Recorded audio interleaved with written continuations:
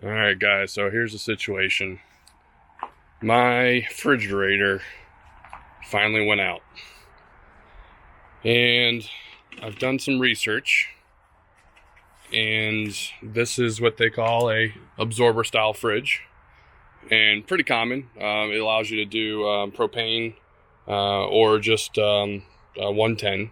It's not a triple, it's just a double. And I've done some research, and basically there's a few things that commonly go wrong, and I've checked all those, and what I found out at the end is if you see like this yellow residue, like look at this in the tape and stuff, that's ammonia that has leaked out of the system, and that's a crucial part of making it so it can cool. So I can't, there's definitely better videos out there to explain how this whole process works, but basically this is what gets heats up, either through electricity or through propane, and then there's some exchange happening in there causing it to cool everything down. Well, mine was giving a hissing noise, which means that it was, obviously leaking something out, and then later on we saw all this. So I did some research. I can replace this unit with a new unit for a little over $2,000. It's a little bit out of my budget. You can actually take these off once you pull out the whole unit, take them off and replace just this part of it, or even upgrade it to a compressor style. But I think I'm going to opt to just go with a home fridge or a dorm style fridge. Which will just plug right into here. Now I will lose having the capability of using propane, but we don't generally see ourselves having that problem. We don't boondock very often. Actually, I don't think we have at all. So, and if we need to, I can always run the generator just to cool down the food. So to set this up, I pulled off the propane line. I capped it off, and then I disconnected the 12 volt, and I unplugged this guy, and then we're going to go inside, take I think there's 2 screws on top, or a couple screws on the top, or a couple screws on the bottom, and this whole thing will slide out. So let's do that now.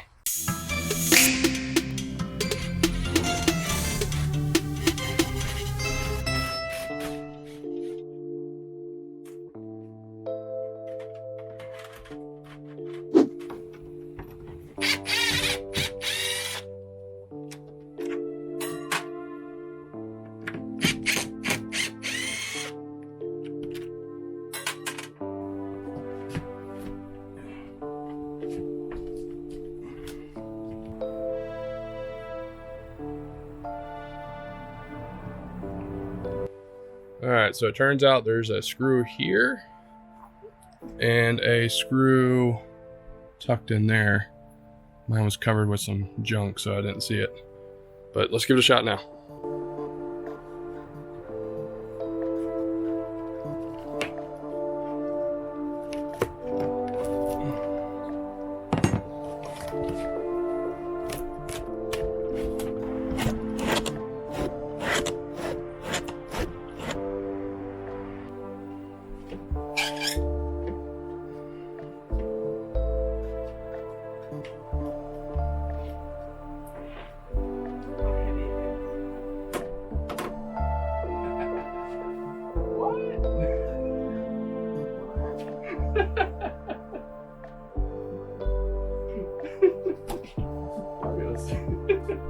What is going on?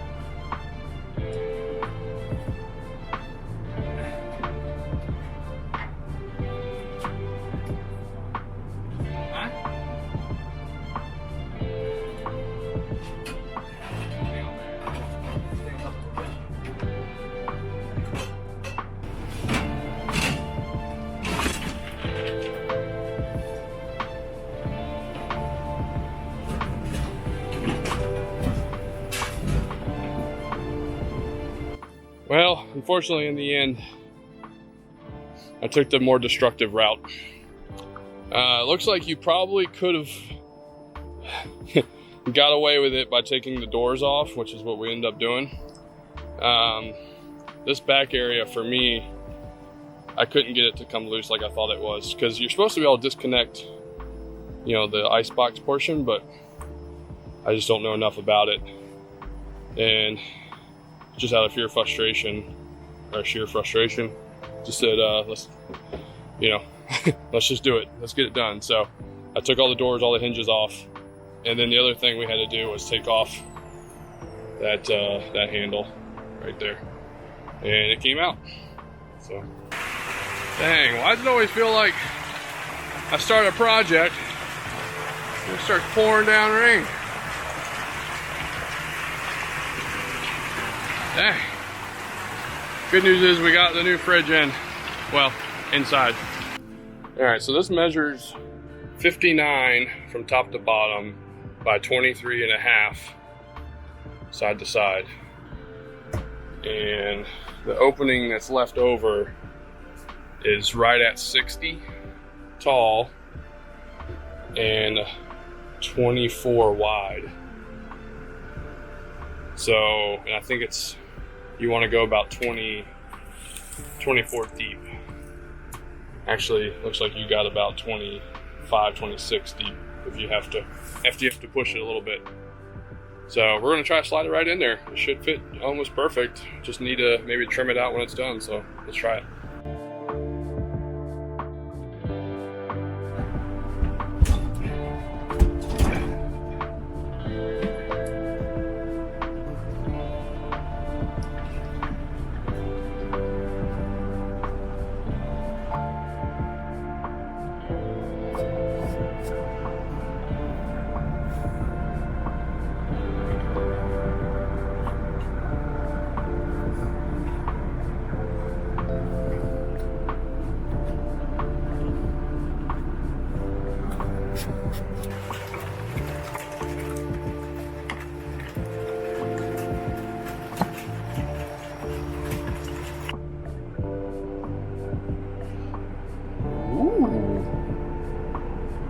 We hit the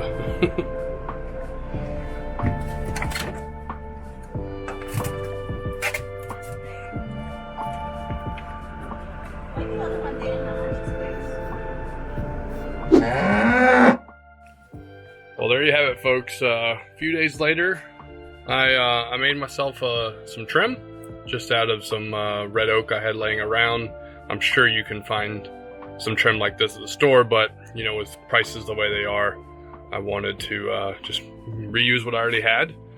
This is just 3/4 of an inch wide and a 1/4 inch deep, or you know, thick. And then I did a just a round over, like an 1/8 inch round over. But I think that really cleans this thing up. Looks almost factory. I did put a little wedge block in there. You kind of see that tucked in there. That helps it from tilting backwards.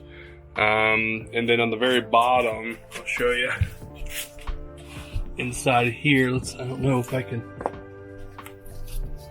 show you there. So that foot right there is sitting inside of a 1/4 inch piece of plywood, and that's just going to keep it. I did it up for both sides. That's just going to keep it from moving around. But before I take you around back, I'm going to show you how we're going to keep these doors from opening. As you can see here, we got these big tabs, and you can get these on Amazon. They're called Safety First, and that just keeps the doors from opening while in transit. And I'm sure we'll forget, but that's that. All right, here we are on the back side. You can see there I added an L bracket here. I'm pretty sure this is safe to put some screws. There's some screws right above it. Bolted that down to the plywood. Did the same here. And this just keeps it from wanting to move forward on us. And the rest is the same. Nothing fancy there. Well, there you have it, folks. Hopefully that shows you that it's not too difficult to swap out one of these for just a standard kitchen or standard household refrigerator. Pretty happy about this. This fit perfect. I'll leave a link down below. I got this actually from Lowe's, I think, the big box store Lowe's. And I'm sure there's other places you can get it, but I'll leave a link down below where we got it, and it fits absolutely perfect. As you saw, we didn't have to do any trimming or anything to get that to fit. And what's kind of nice too is this thing is actually 10 cubic foot. So it's like, I think the one that was in there was 7.2 or 7.3. So we got a little bit more space too. So it worked out pretty well. But yeah, pretty stoked to have this in there. It's not going anywhere. Feel pretty good about that. And last thing is obviously to pull the plastic off, but we'll do that once we have everything else finished in here. So thanks for watching, folks, and I will see you next time.